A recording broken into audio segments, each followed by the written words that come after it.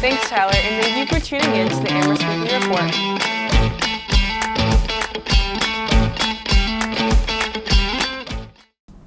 Hello, welcome to this week's episode of the Amherst Weekly Report. I'm Jade Mosley. And I'm Mariana Gonzalez.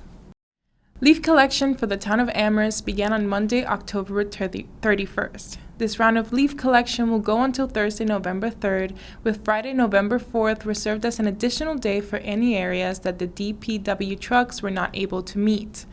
All leaves must be placed in 30-gallon biodegradable bags on the side of street by 7 a.m. of each section's permitted day. These biodegradable bags can be purchased at any retail store. Loose leaves can be brought to the transfer station located at 740 Belchertown Road, Amherst, Massachusetts.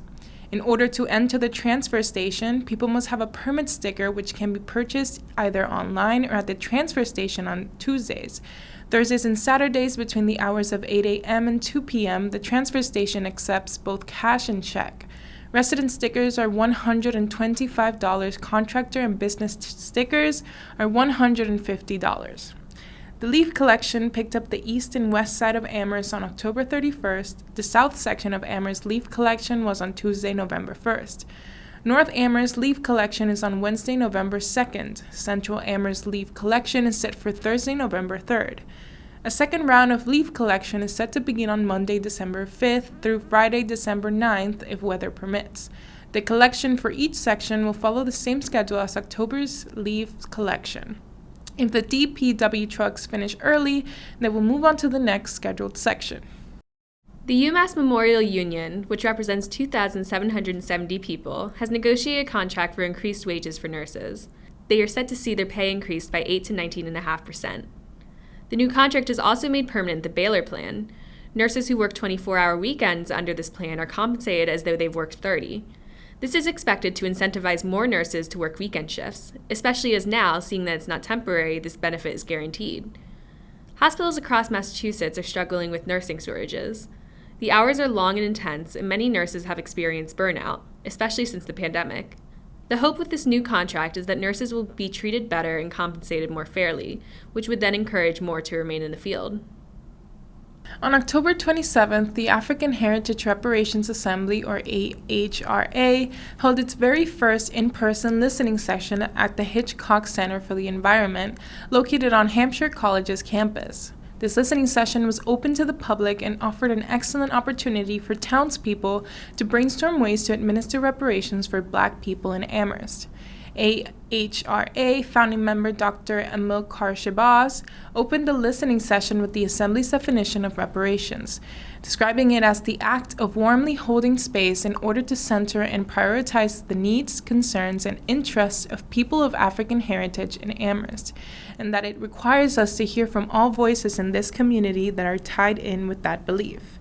Their intention for this listening session was to learn about how to go about reparations in Amherst in an informed way.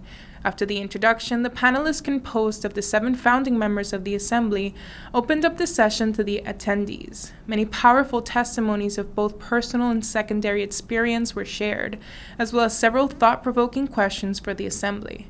Starting it off, Black Amherst resident Jacqueline Faison spoke to her experience growing up in the Amherst education system, and comparing it to her brief education in other countries in Europe, she says, "Even in Germany, I was not the only one. I am just learning about African American history at 59 because of my education in Amherst. You have to have educators that look like you." In her eyes, and in the eyes of many other attendees, there is not enough money in the whole world that would adequately quell the wounds systemic slavery and racism has done to Black people. The $2 million promised to the AHRA from the town appeared to be a common issue for many attendees who believe that the money is not nearly enough to sustain the assembly for 10 years.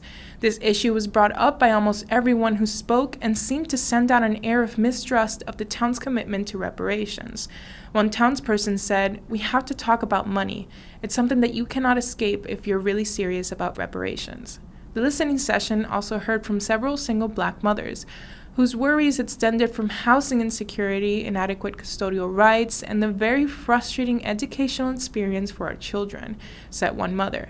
They voiced several issues concerning the legal system in Amherst as it applies to a single black mother's rights and ability to raise their children the way they chose, as well as issues with receiving welfare without having to provide mountains of documentation to support an issue that was created by systemic racism. As an indication for a solution, Dr. Shabazz mentioned serious efforts on the behalf of the Assembly to establish a stabilization fund for black families in Amherst to tap into receive immediate financial assistance. But in order to sustain this fund, in addition to other forms of reparations, the Assembly would need more money. Another powerful testimony from a lifelong black Amherst resident was by a man named T.C. Coleman. In his statement delivered by Shabazz at the listening session, Coleman recalls his grandmother's previous ownership of land in Amherst, which she purchased sometime in the 1930s. In the 60s, Amherst College approached Coleman's grandmother, named Frances Brown, about taking the land off of her when she died. The deal was that the college would take care of any maintenance issues free of cost to the family, and when his grandmother died, they would take ownership of the land. Coleman says his grandmother obliged to this deal because she was poor and had no other way of guaranteeing that her home would be taken care of. In an already exploitative deal, Amherst College did not carry out their end of the bargain, and when Coleman's grandmother unfortunately passed away in 1979, her home was taken from their family almost immediately and was in a state that Coleman described as complete shambles. Coleman's mother and her sisters contacted an attorney, but unfortunately were told that there was nothing that could be done. Coleman personally believes that his family was only turned away because the lawyer assumed that they would not be able to pay for the legal fees. 3 weeks after I saw several trucks tearing the house down, you can only imagine how we all felt. We all knew that Amherst College had taken advantage of my grandmother because she was poor, black, and was not in the position to refuse an offer like that. What we did not know was that Amherst College wouldn't live up to their side of the deal. As the session continued, several voices suggested specific ideas for different forms of reparations. One college student, Elizabeth Castillo, briefly proposed an after-school program sponsored by the Reparation Fund for single black parents in Amherst, potentially having black 5 college students help with childcare and tutoring. It's an issue on both sides when there's no after-school programs for these kids. On one hand, their parent needs to work long hours to provide and cannot afford to pick them up in the middle of their shift. On the other hand, these kids miss a lot of time not doing their homework while waiting to be picked up, Castillo said. After a couple rounds of sharing and responses from the AHRA, the session came to a wonderful close on an inspirational quip from one of the founding panelists, Irv Rhodes. I want the young people here to know this. You are always walking in power. You are never walking in less than power. One of the things I have learned in my life is that if I walk in power, I will attract those things that empower me. To be updated on future events and listening sessions from the AHRA, please check out their page on Amherst Engage, and stay tuned to Amherst Media for any updates on the Assembly. A student of the University of Massachusetts was struck by a car driving eastbound on Massachusetts Avenue. The student was then transported by the fire department to the Bay State Medical Center in Springfield. The accident happened on Thursday of October 13th around 10 p.m. on a rainy and windy night. The driver of the car was not a UMass student and was cited for failing to stop for a pedestrian. The news impacts the population of the school as it has been the 3rd accident in the last year that has resulted in the injury of a student. The 2 previous accidents, one of which resulted in the death of a student, were both on the same street of Massachusetts Avenue. One of the accidents occurred in March, and it involved a 20-year-old student who was injured by a hit-and-run caused by a Northampton resident, Jacob DeLille. DeLille was later accused of leaving the scene of a crash involving an injury, as well as misleading a witness after having told his father that he had hit a deer to explain the damages that had occurred to his vehicle. In February, a 19-year-old student was killed in the same street after being hit by a driver, who was also a student of the university. The university has dedicated itself to fixing and upgrading the safety features of the street that has caused trouble throughout the last year. The university has been improving signage, adding elevated crosswalks, as well as upgrading already established safety features. After the latest accident, Ed Blagashevsky told the Amherst Wire that further study of pedestrian safety and planning for additional roadway improvements is ongoing. Blagashevsky also mentioned that at the scene of the accident, there were safety nets placed like reflective paint, raised crosswalks, and tree removals that should help drivers' visibility at night. Amherst Halloween Spooktacular, presented by the Business Improvement District, Amherst Recreation, and Jones Library, was this past Sunday and had many activities for children looking for Halloween fun. The fun began with trick-or-treating and a scavenger hunt downtown, from noon to 1 p.m., free for all ages.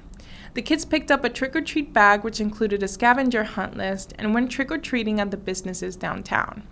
After that was the Halloween Spooktacular at the Banks Community Center in the afternoon. This included Dr. Frankenstein's Haunted House Experience, crafts, Dracula's Kitty Carnival, and a not-so-scary story time with the Jones Library. If you missed this event, or if Halloween isn't really your thing, there are lots of other fun fall activities in the area. Even though Halloween is over, fall is still here, so take advantage of what this area has to offer. One of the most popular activities in the area, and something that the kids always love, is Mike's Maze in Sunderland. Every year at Warner Farm, there is an elaborate 8-acre corn maze with a unique theme. This year, the theme is motion picture magic. Once you enter the maze, you must solve various puzzles and trivia in themed games throughout the maze. There's also a playground, horse-drawn wagon, and a potato cannon that you can fire. Stay all day, pick out a pumpkin to carve, and have lunch in the cafe. There's endless fun at Mike's Maze, so make sure you get there before the end of the season. Tickets range from $10 to $16, with Friday being the least expensive day to go. At the Amherst Farmers Market, every Saturday from 7:30 a.m. to 1:30 p.m., you can find live music and locally grown delicious food. The market runs from April to November, but right now you can find seasonal produce that is uniquely grown in the fall. Don't forget to check it out before it closes for the season on November 19th. McCrae's Farm in South Hatley offers mini golf, a petting zoo, and some of the best local ice cream in the area. Stop by and see the goats and ducks, grab an apple cider donut, and enjoy some fall fun on the farm. Although apple picking season is over, you can still find apples and other fall fruits at Atkins Farm Market. You can buy some locally grown apples and make an apple pie. There's nothing more fall than filling your kitchen with the smell of apples and cinnamon. Or pick up some pre-baked goods at Atkins like their family's apple cider donuts. If you're more of a nature person, take a hike on Mount Tom or Mount Sugarloaf, or just enjoy the fall foliage and quiet beach at Puffer's Pond. Halloween may be over, but make sure you take advantage of everything the Pioneer Valley has before the snow starts to fall. And now to Tyler with sports. Thanks, Ariana. After an unexpectedly hopeful start to the season, UMass football has returned back to its old ways, losing 34-7 in their most recent contest against Buffalo. The team currently stands at 1-6, with one of their only bright spots thus far coming in the form of cornerback Jordan Mahoney, who tallied his third interception of the year in the contest. The Minutemen's next chance for that coveted second win will be on October 29th, where they'll have their homecoming game against the 2-5 New Mexico Aggies. With a rivalry matchup against UConn on the horizon, a stellar performance in this upcoming matchup would cement the statement that Minuteman football culture is bound to change with Don Brown at the helm. UMass versus New Mexico will be at 3:30 at home. Amherst College, on the other hand, has finally found itself back in the same conversation as UMass, standing at 1-5 following a 20-17 victory over Tufts University. The game came down to the wire as senior Connor Kelly beat the buzzer, drilling home a 39-yard field goal to secure the win. Quarterback Mike Piazza was the star mammoth of the day, rushing for 102 yards and a touchdown while also throwing for 193, delivering a score through the air as well.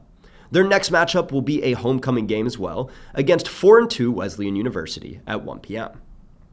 Now that the regular season has officially come to a close, number 7 UMass women's soccer will be facing number 2 Dayton on the road in the A10 tournament quarterfinals. UMass finished their season 5-8-5 overall and 4-4-2 in conference. With 19 prior A10 championship tournament berths in their lineage, Lauren Bonavita has been the driving force offensively with 10 goals and 20 points this season, so we'll hope that we'll be able to continue that tradition. She's also led the team in assists with 3. Dayton, on the other hand, has been a juggernaut this year, standing at 8-2 and being led by Itala Gamelli, who's forged the way with 25 points on 11 goals and 3 assists. Though the Minutewomen are undoubtedly the underdogs in this matchup, the team has tasted success before, making it to the A10 finals just last season, and that should just make them all the hungrier. UMass men's soccer still has a game left on their schedule, also up against Dayton to wrap up their season. The Minutemen currently stand at 6-3-7 with a 1-1-5 in-conference record. Their matchup against Dayton will be at home, as the squad will attempt to improve their conference standings with a bookend victory. Finally, finishing up with UMass hockey, the team has been on an absolute tear to start the season, standing at 4-0-1 with dominant 7-1 and 7-0 victories in their most recent contests against Union. Though their most recent game ended the first period somewhat close with a score of 1-0, UMass exploded with 4 points in the second and 6 separate players reaching the back of the net by the end of the game. Their next matchup will likely be far more tightly contested, as they'll have their Hockey East opener against Merrimack College on Friday at home before heading down to Merrimack the following night. Merrimack currently stands at 3-2, making them no easy opponent, but UMass currently leads the nation in power play percentage, scoring defense, and scoring margin, so the hopes are high that their stellar play will continue this weekend. Back to you, Jade. Thank you, Tyler, and thank you for tuning in to the Amherst Weekly Report. I'm Jade Mosley. And I'm Mariana Gonzalez. See you next week.